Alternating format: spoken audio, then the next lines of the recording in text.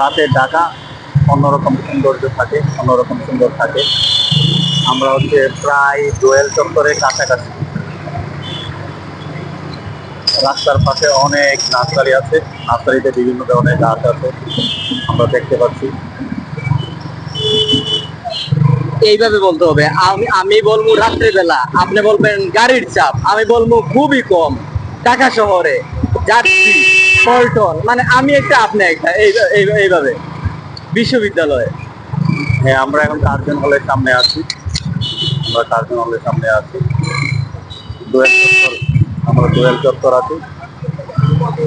Dhaka university ঢুকে পড়ছি আমরা। রাতের আধারে তুমি আইছা খুব পিসারে, হাত চড়িয়ে ভাঙা দিলে ঘুম, আহা মরি মরি, এখন আমি কি যে করি।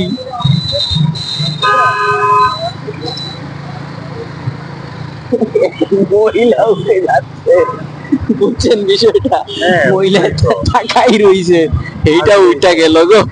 এ বরিশাইলা মাতারিটা তাকাইছে কেমনে মগো মোবাইলের দিকে গো। কি সুন্দর অভিনয় করে রে বরিশাইলা মাতারি গো। রাতের বেলা ওদেরকে হেলমেট ছাড়া ঘুরে, বুঝছেন? এদের মানে ট্রাফিকে ডিস্টার্ব দেয় না। আর রাত্রে সারা যদি থাকতো, ট্রাফিক রাস্তায় থাকতো। একটা ব্রিজ আছে সামনে, সাবধানে যেতে হবে। কি সাবধান।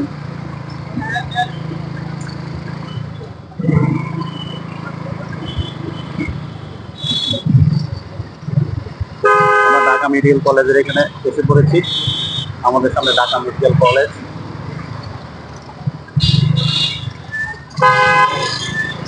উনিও যায় নাই, আমিও যাই নাই, যার কারণে একটা প্রবলেম হয়েছে,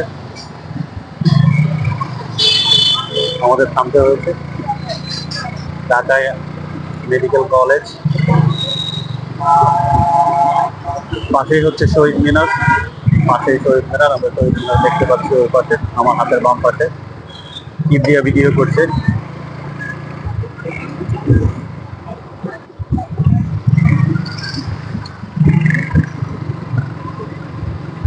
আমরা এখন বাংলা একাডেমির সামনে চলে যাব।